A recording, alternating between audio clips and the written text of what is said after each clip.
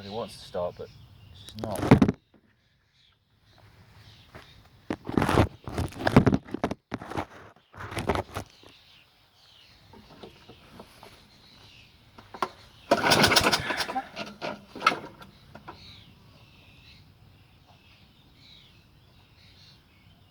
Plenty of fuel in there. Oil is clean.